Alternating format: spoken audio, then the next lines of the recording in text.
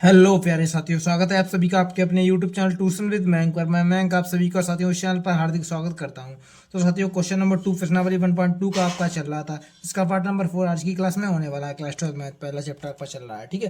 तो यहाँ पर देखिए क्वेश्चन नंबर क्या कह रहा है, पहला वो दूसरे का क्वेश्चन नंबर दूसरे का जो चौथा पार्ट है वो क्या कह रहा है। यहाँ पर देखिए बुक में देखिए आप लोग, यहाँ पर देखिए क्वेश्चन नंबर दूसरा पहले पढ़ लीजिए एक बार फिर से। निम्नलिखित फलों में एक एक तथा आच्छादी गुणों की हमें जांच करनी है, ठीक है। क्वेश्चन नंबर चौथा ये और पांचवा आज की क्लास में दोनों के क्वेश्चन जो है ये जो है वो अच्छी तरीके से आपको डिटेल में समझाने वाला हूँ, ठीक है। दो क्वेश्चन जो है आप लोगों को अच्छी तरीके से आपको डिटेल में समझाऊंगा। उससे पहले साथियों, अगर आप चैनल पर नए हैं, पहली बार विजिट किए हैं इस चैनल पर, तो चैनल को सब्सक्राइब जरूर कर लें, ठीक है। क्योंकि इस चैनल पर आपको क्लास 12 मैथ की फुल तैयारी जो है एकदम बेहतरीन तरीके से करवाई जा रही है, ठीक है। तो साथियों क्वेश्चन नंबर देखिए क्या कह रहा है चौथा। क्वेश्चन कह रहा है कि फंक्शन दिया गया है हमको एफ एक्स बराबर एक्स की पावर 3 द्वारा प्रदत्त एप सच दैट कंडीशन दी गई है एन टू एन, मतलब नेचुरल टू नेचुरल, नेचुरल डालिए नेचुरल प्राप्त करिए, ठीक है। तो पहले कंडीशन वो फंक्शन लिखेंगे हम लोग, फिर कंडीशन लिखेंगे। फंक्शन क्या दिया गया है हम लोगों को साथियों, फंक्शन दिया गया है एफ एक्स बराबर दिया गया है। क्वेश्चन नंबर चौथा, एफ एक्स बराबर दिया गया है एक्स की पावर 3, एफ एक्स बराबर एक्स पावर 3, और कंडीशन दी गई है हम लोगों को F such that N to N, natural to natural condition दी गई है, ठीक है। अब यहाँ पर देखिए हम एनसीईआरटी वाली भाषा से करेंगे, ठीक है। आप लोग उससे करना उस वो वाली भाषा से, अंडे वाली मेथड से, ठीक है। दो मेथड आपको बताए हैं मैंने, ठीक है। तो यहाँ पर देखिए भाई पांचवा जो प्रश्न होगा वो मैं आपको अंडे वाली मेथड से करवा के फिगर वाली जो है उसको करवा कर दिखा दूंगा, ठीक है। दोनों मेथड आपको आने चाहिए अच्छी तरीके से साथियों, ठीक है। तो यहाँ पर देखिए एनसीईआरटी की भाषा एक एक में क्या कहती है, एक एक पहले एक एक को देखिए, एक एक फलन, एक एक फलन, ठीक है। एक एक ही देखिए पहले, एक एक ही में एनसीईआरटी की भाषा कहती है एफ एक्स वन बराबर एफ एक्स टू अगर है, एफ एक्स वन यदि एफ एक्स टू के बराबर है तो एक्स वन बराबर एक्स टू होता आना चाहिए। तो यहाँ पर हम कंडीशन सॉल्व करते हुए यहाँ से चलेंगे। तो स्टार्टिंग में फंक्शन को लिखेंगे एफ एक्स बराबर, जिस तरह से मैं कर रहा हूँ उसी तरह से आपको एग्जाम में भी करना है, एफ एक्स बराबर एक्स की पावर 3, ठीक है। अब एक्स बराबर आप लोग लिखिए यहाँ पर एक्स वन, एक्स की जगह एक्स वन, एफ एक्स की जगह कितना रखना है हमें एक्स वन, ठीक है, बराबर एक्स की जगह एक्स वन की पावर 3, ठीक है। एक्स अब एक्स बराबर रखिए फंक्शन में यहाँ पर एक्स टू, ठीक है। ध्यानपूर्वक देखिएगा एक्स, तो यहाँ से लिखेंगे एफ एक्स टू एक्स की जगह, ठीक है, एक्स टू की पावर 3, ठीक है। तो यहाँ से आप लोगों का एफ एक्स वन और एफ एक्स टू का मान जो है वो निकला है। अब यहाँ पर x one F x one का मान देखिए, एफ एक्स वन का मान दिया हो गया हमारा एक्स वन की पावर 3, ठीक है, एक्स वन की पावर 3। अब आप लोगों का एफ एक्स टू का मान हो गया बराबर में, यहाँ से देखिए आप लोग एफ एक्स टू का मान एक्स टू की पावर आ गया 3, ठीक है। तो आप यहाँ पर आपको सॉल्व करेंगे आप लोग, यहाँ पर एक्स वन बराबर आप लोगों का एक्स टू आ जाएगा, ये पावर जो है वो खत्म हो जाएंगी यहाँ पर, ठीक है। इस प्रकार से आप लोगों का एक्स वन बराबर एक्स टू आ जाएगा। तो आप यही तो एक की कंडीशन ही होती है, एफ एक्स वन यदि एफ एक्स टू के बराबर है तो एक्स वन बराबर एक्स टू होना चाहिए, ठीक है। तो लिख देंगे कि अतः, जब कंडीशन मैच कर गई, अतः एक ही फलन है, एक ही फलन है, इस प्रकार से लिख देंगे आप लोग, ठीक है। अब आच्छादी को पकड़िए, आच्छादी फलन, आच्छादी या आच्छादक एक ही बात, आच्छादक लिख दीजिए, आच्छादी आच्छादक फलन, ठीक है। आच्छादक में एनसीईआरटी की भाषा कहती है हमसे कि एफ एक्स जो है वो वाई के बराबर होना चाहिए। एफ एक्स का मान हमें कितना दिया गया है, एक्स की पावर 3 बराबर बाई, ठीक है। अब यहाँ पर एक्स की पावर 3 बराबर बाई, तो यहाँ पर एक्स बराबर आप लोगों का आ जाएगा कि बाई की पावर 1/3, ठीक है। 1/3 आप लोगों के कहेंगे कैसे आया, देखिए जब तीन घातें विषम होती, तीन घातें हैं तो यहाँ पर बटे में चली जाती हैं, ठीक है। ये बात आपको आनी चाहिए, ठीक है, बेसिक बात है, पिछली क्लास कक्षाओं की कक्षा 10 की बात है, ठीक है। अब यहाँ पर x बराबर आपका y की पावर 1/3 आ गया। अब कंडीशन क्या है, अब यहाँ पर कंडीशन को पकड़ लीजिए, उठा लीजिए, F such that N to N, natural to natural condition दी गई है हमको, ठीक है। नेचुरल प्राकृतिक संख्या क्या होती है, 1 2 3, आप लोगों को पता होगा, आपने अगर बेसिक क्लास हमारी देखी होगी, ठीक है। बेसिक क्लास मैंने आपको करवा रखी है इस चैप्टर की, ठीक है। अब यहाँ पर 1 2 3 4 जैसे कि ये संख्या चलती जाए, धनात्मक पूर्णांक होते हैं, प्राकृतिक संख्या होती है, ठीक है। अब यहाँ पर मैंने आपसे बोल दिया कि y बराबर आप ले लीजिए, इसमें से कोई भी संख्या उठा लीजिए, जैसे मान लीजिए मैंने आपसे बोला 2 ले लीजिए, या फिर आप 3 लेना चाहते तो 3 भी ले सकते हैं। y बराबर मैंने आपसे कहा 2 ले लीजिए, ठीक है। तो आप लोगों का x बराबर कितना आ जाएगा, 2 की पावर 1/3 आ जाएगा। अब 2 की पावर 1/3 क्या नेचुरल नंबर में आएगा, नहीं आएगा। 2 की पावर 1/3 कोई नेचुरल नंबर होता ही नहीं है। तो लिख देंगे कि does not belongs to N, मतलब नेचुरल नंबर में मैच नहीं कर रहा है, ठीक है। तो यहाँ पर जब एफ एक्स बराबर वाई नहीं आ पाया, नहीं होगा, जब नेचुरल नंबर में नहीं है तो एफ एक्स बराबर वाई नहीं हुआ। एफ एक्स देखिए वाई का मान 2 है तो एक्स का मान हमारा 2 तो नहीं आ पाया, एफ एक्स यानी कि वाई के बराबर नहीं हो पाया, ठीक है। एफ एक्स का मान एक्स था तो पाई का हमारा माना 2 मैंने रखा, ठीक है। तो x का मान 2 नहीं आ पाया, 2⁻1/3 आया, तो नहीं आ पाया, तो लिख देंगे कि अच्छा कंडीशन मैच नहीं हुई, तो लिख देंगे कि आच्छादक अतः आच्छादक फलन नहीं है, आच्छादक अतः यह है आच्छादक फलन नहीं है, ठीक है। इस प्रकार से आप लोग लिख देंगे ध्यानपूर्वक।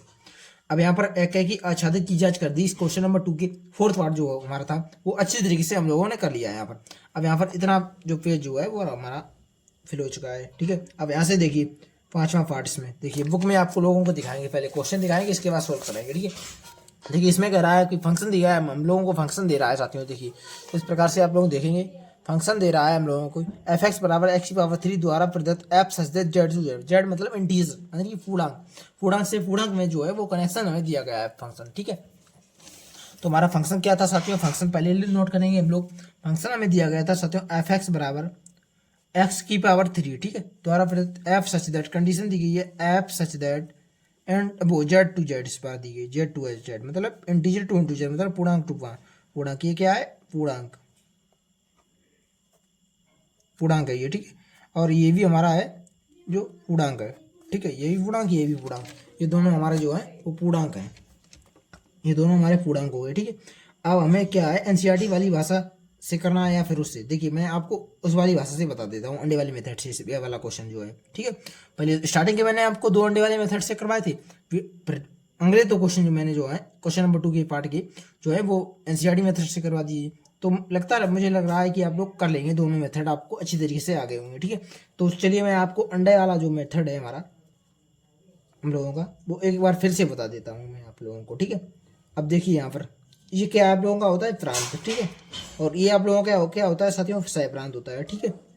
ये प्रांत ये सह प्रांत, ये जो है इसमें z टू z है, मतलब ये भी z, इसमें भी इंटीजर होंगे इसमें भी इंटीजर होंगे, ये कनेक्शन हमारा हो जाएगा f, ठीक है। अब इंटीजर क्या होते हैं, इंटीजर धनात्मक भी होते हैं ऋणात्मक भी होते हैं उदासीन भी होते हैं, -1 -2 -3 यहाँ पर ले लिया मैंने, 1 2 3, ठीक है। इसी प्रकार से इसमें -1 -2 -3 1 2 3 मैंने आपसे बोल दिया। अब फंक्शन को पकड़िए, यहाँ पर फंक्शन को पकड़ेंगे f(x) बराबर लिख लीजिए, फंक्शन को पकड़िए, यहाँ पर f(x) बराबर लिख लीजिए आप लोग, x⁻³ फंक्शन पकड़ लिया। अब इसमें से मान उठाइए कोई, ठीक है। x बराबर मैंने आपसे जगह दिया 0 ले लिया मैंने, ठीक है। x बराबर मैंने मान लीजिए 0 ले लिया, तो f0 बराबर आप लोगों का आ जाएगा 0⁻3, 0⁻3 मतलब 0 आ जाएगा, 0 का कनेक्शन 0 से हो जाएगा, ठीक है। अब यहाँ पर जो है x बराबर मैंने आपसे बोला आप लोग ले लीजिए -1, ठीक है। तो आप लोगों का f x की जगह लिखिए -1, ठीक है। तो -1⁻³ मतलब कि माइनस का 1 ही आ जाएगा, विषम घात है तो माइनस में ही संख्या आएगी, ठीक है। -1 जब आप -1 रखेंगे तो -1 आएगा। इसी प्रकार से प्यारे साथियों जब आप -2⁻³ करेंगे तो -2 का क्यूब यानी कि 2 का क्यूब कितना होता है 8, -2 का क्यूब करेंगे तो जो -8 आ जाएगा, ये 8 भी से 8 भी पूर्णांक में आता है, ठीक है। और -3 का करेंगे, 3 का क्यूब कितना होता है 27, तो यानी कि 3 का क्यूब -27 आ जाएगा। इसी प्रकार माइनस में भी संख्या होती है पूर्णांक, धनात्मक संख्या भी पूर्णांक होती है, उदासीन 0 होता है पूर्णांक, ठीक है।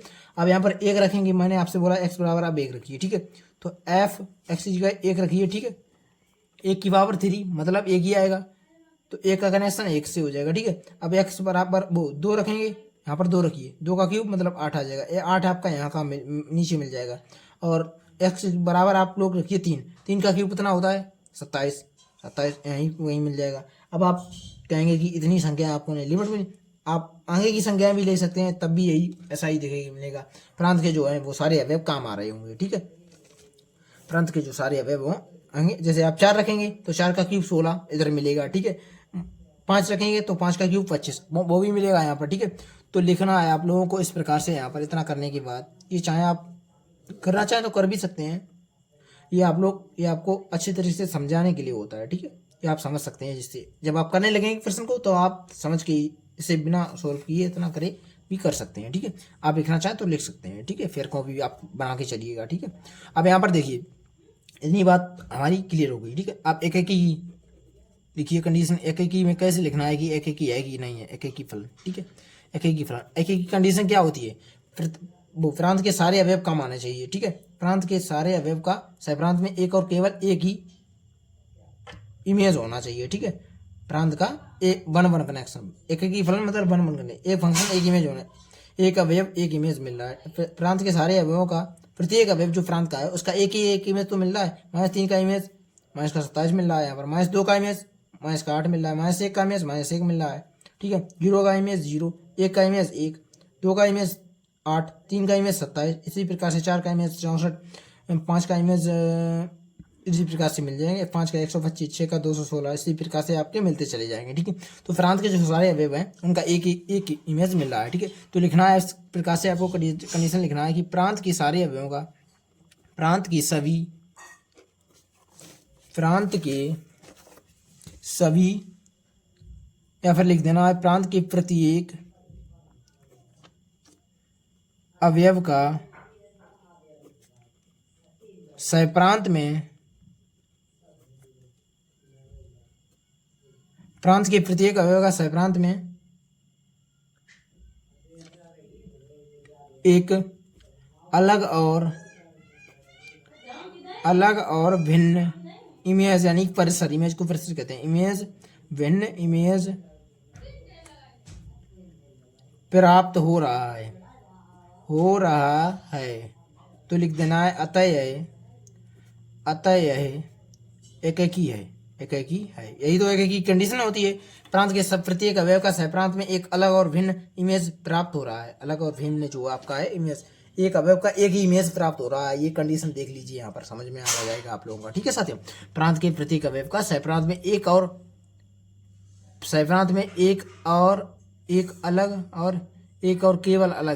केवल एक, इस प्रकार से भी लिख सकते हैं कि प्रांत के सभी अवयवों का, प्रांत के प्रत्येक अवयव का सहप्रांत में एक और केवल एक इमेज प्राप्त हो रहा है। नहीं तो आपको मैंने जिस तरह से लिखवाया है उसी तरह से आप लिख सकते हैं कि प्रांत के प्रत्येक अवयव का सहप्रांत में एक अलग और भिन्न इमेज प्राप्त हो रहा है, अतः यह एक ही फलन है। अब आच्छादी को देखिए, आच्छादी की भाषा किस प्रकार लिखनी है आप लोगों को। आच्छादी फलन, ठीक है। आच्छादी फलन को देखिए, आच्छादी फलन देखिए, आच्छादी की क्या कहती है कंडीशन देखिए। आच्छादी जब होता है अंडे वाले मेथड से कि जब सहप्रांत के प्रत्येक अवयव जो होगा उसका पूर्व प्रतिबिंब यानी कि फ्री इमेज प्रांत में मिलना चाहिए, ठीक है। अब यहाँ पर देखिए, ये जो आपका 2 है वो -3, इसका कोई फ्री इमेज मिल रहा नहीं, मिल रहा। इसका कनेक्शन किससे है, नहीं से, -2 का भी नहीं, इसका फ्री इमेज नहीं मिल रहा। अब ये 2 है आपका, इसका भी फ्री इमेज नहीं मिल रहा। अब ये आपका 3 है, इसका भी फ्री इमेज नहीं मिल रहा है, ठीक है। तो मतलब साहब है कि सहप्रांत का प्रत्येक अवयव जो है उसका प्री इमेज जो है पूर्व प्रतिबिंब प्रांत में विद्यमान नहीं है, ठीक है। जब अगर विद्यमान होता तो सबका प्री इमेज पूर्व प्रतिबिंब मिलता तो हम लिख देते कि आच्छादी है। अब आपको लिखना है कि सहप्रांत के सभी अवयवों का, या फिर लिख दें कि सहप्रांत के बहुत से अवयवों का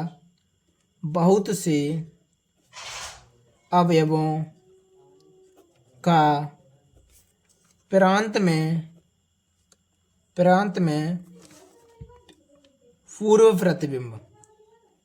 पूर्व प्रतिबिंब विद्यमान नहीं है,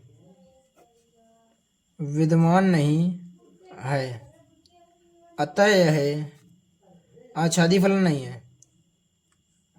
आच्छादी फलन नहीं है, इस प्रकार से लिखना है आपको कि सहप्रांत के बहुत से अवयवों का, सहप्रांत के जो बहुत से अवयव हैं उनका प्रांत में जो है, सहप्रांत के बहुत से अवयव मतलब कि ये छोड़ रहे हैं यहाँ पे अवयव जो ये अब जो है बहुत से अवयव हैं, सहप्रांत के बहुत से अवयवों का प्रांत में पूर्व प्रतिबिंब विद्यमान नहीं है, पूर्व प्रतिबिंब जो है वो नहीं मिल रहा है, अतः यह आच्छादी फलन नहीं है। एकाकी तो आपका था, ठीक है, ये वाला, ठीक है, आच्छादी नहीं था।